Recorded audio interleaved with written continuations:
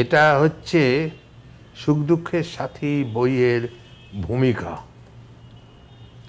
সুখ দুঃখের সাথী তুমি আমার সঙ্গে চলো।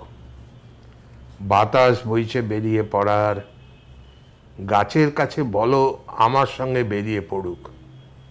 পথের কাছে বলো আমার ফিরতে অনেক রাত্রি হবে, যেন অপেক্ষা না করে সদর দরজা বন্ধ করে। তুমি গাইতে পারো গান, কিন্তু সে গান মহাশূন্যে মিলিয়ে যাবে।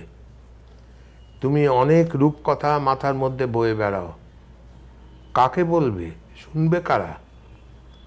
শোয়ার আগেই ঘুমে ঝুলছে মানুষজন, পশু ও পাখি, চন্দ্র, তারা।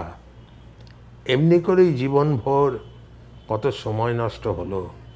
এবার সুখ দুঃখের সাথে তুমি অন্য কোথাও চলো।